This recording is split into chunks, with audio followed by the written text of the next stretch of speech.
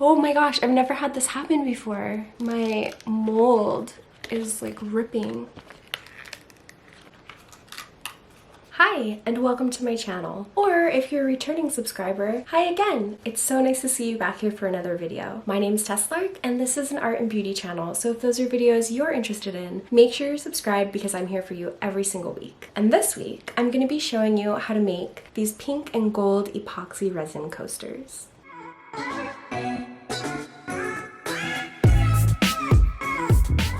I hope you are all having an amazing day today. I have been on a little earring kick. Do you like my new earrings? I made them myself. If you're interested in the tutorial, I do have one up, of course, and I will link that down below in the description. I'm not sure if that video is going to go up before or after that one, but if you are interested in learning how to make some super cute little snake earrings, I will list that in the description as soon as it's up. This project's pretty straightforward. I do have some other resin flower tutorials up on here as well, which I'll link down below. As always, I will make sure to list all the materials that I use for this project down below in the description. So if you're interested in trying it for yourself, all of that information will be there for you. And I can't wait to craft, so let's just hop into today's video.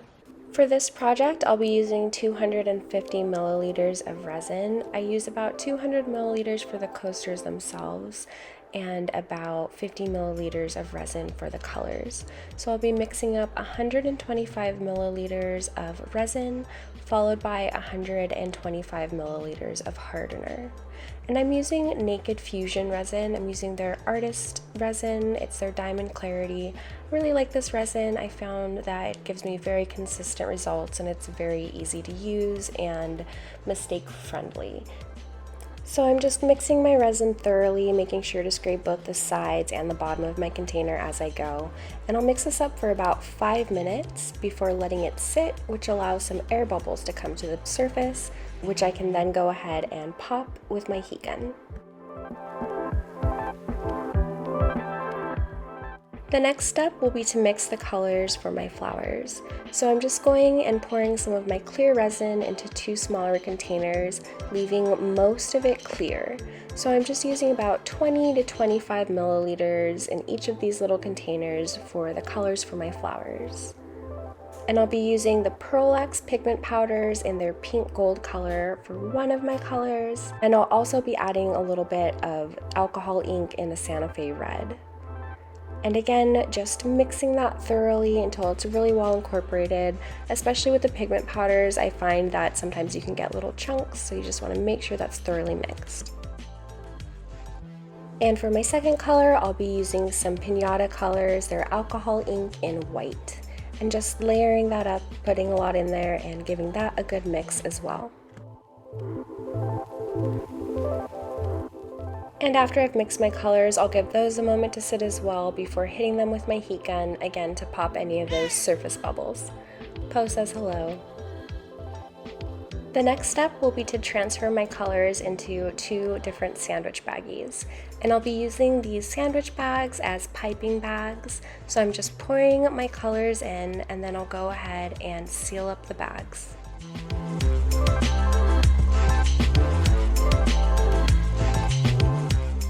And then just gathering all of that resin into one little corner and twisting it off.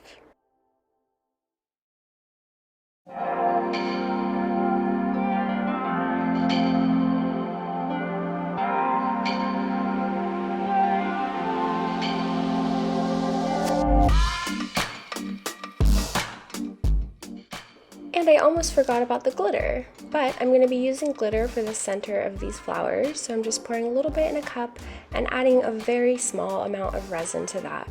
I'm adding such a small amount of resin because I want to keep the glitter really thick and pasty, not runny in any way, because I want it to stay in the middle of each flower. So next I'm just going to go ahead and pour about 50 milliliters of resin into my molds here.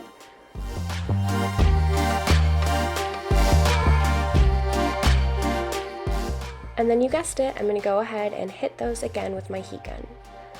The next step is going to be to put the center of each flower in, so I'm just using a clean popsicle stick to push a little bit of that glitter down into the center of each one of the molds that I'm using.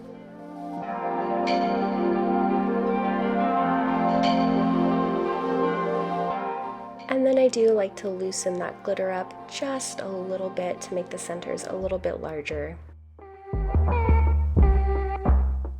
And then the next step is to very carefully cut just the tip off of each piping bag.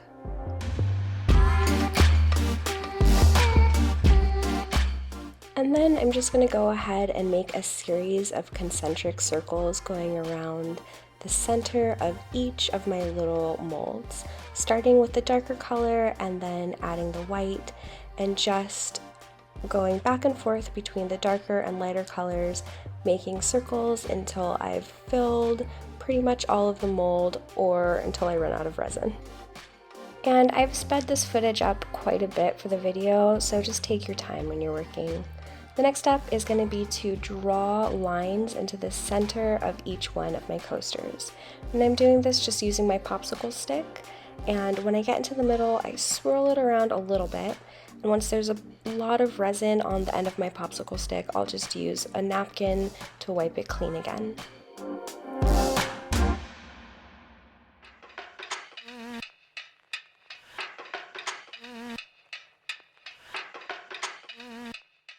And then I'll just hit them one more time with my heat gun, both to pop any bubbles and also to start blooming the flowers out.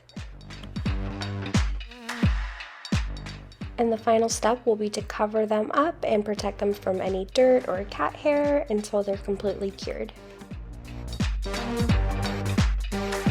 Okay, so I let my coasters set up overnight. They're nice and hard, totally cured. What the back of them's looking like so far. And let's just go ahead and pull them out of their molds and see how they turned out. Oh, this one's super pretty. I love how it's a little abstract and it's like a little loose. There's so much movement. It's very like free flowing. I'm excited. Again, super pretty. Oh, I think this one's my favorite one so far. Really, really nice. You really get that beautiful shine from that mica powder as well. Let's pull the last one out.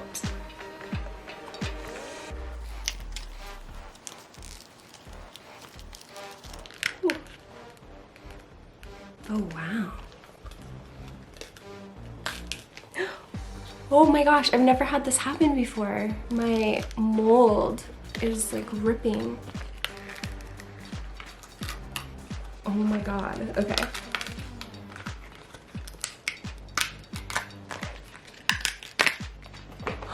Do you see that? Well, I guess it's time to order a new mold. Thanks.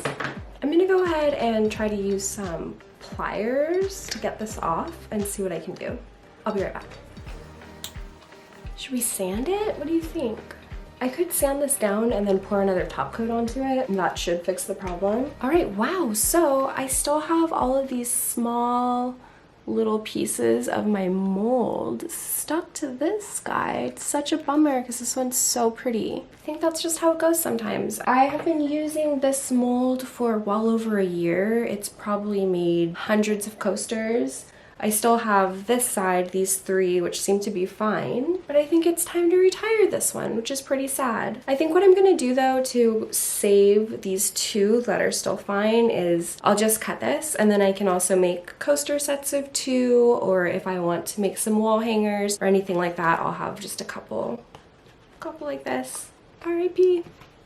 As far as this one goes, I think I'm just gonna go ahead and sand it down and then pour another top coat over it, and that should take care of it. It is a bummer, but again, when you're working in an analog format, sometimes things just don't work out, and that's just kind of the nature of creating. It's a learning curve, it's a learning process, and it is what it is. So I will not be listing this particular set on my Etsy, but I will go ahead and keep these for my own personal use for around the house. So there's a very small lip on these, but it's not very sharp and it's not very big. So I'm just gonna go ahead and put my little rubber bumpers on the back of these to finish them up. After I have the rubber bumpers on them, I don't really need to worry about the lip because it's not gonna scratch any surface that it's resting on. Bye-bye.